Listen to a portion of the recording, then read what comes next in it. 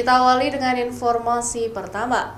Saudara, hujan deras yang terjadi sejak malam tadi mengakibatkan jalan amblas di kilometer 16 lintas Aceh Tengah dan Biren di Desa Alur Rambong, Kecamatan Juli, Kabupaten Biren, Aceh pada Kamis pagi.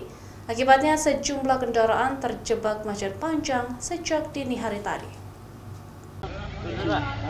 Ruas jalan nasional di kilometer 16 kawasan Desa Alur Rambong, Kecamatan Juli, Kabupaten Biren, Aceh, amblas sepanjang lebih dari 50 meter pada Kamis dini hari tadi. Kondisi ini diperparah ancaman longsor di sisi jalan lainnya.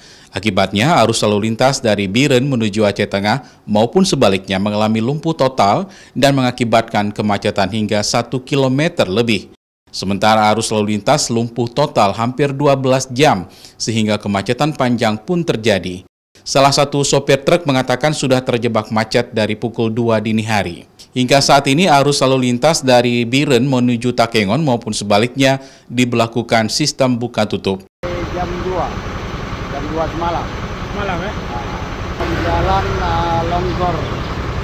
Sore? Longsor nggak bisa kita gauli lagi kalau mobil jalan macam kita ini kan.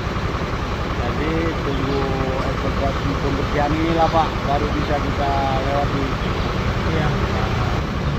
Itu belum tahu yang ke belakang sudah jauh lah, banyak masih mobil-mobil kita ini yang terjebak di sini. Alur Rambong, Kecamatan Juli, dan kita sudah berkoordinasi dengan pihak terkait BPBD dan PU untuk melakukan penambalan secara darurat, dan ini sudah kita lakukan, dan untuk lokasi kemacetan seluas sepanjang 1 kilo.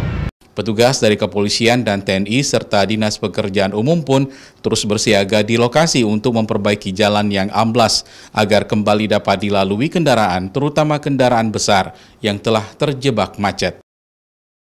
Zikri Maulana, Kompas TV, Biren.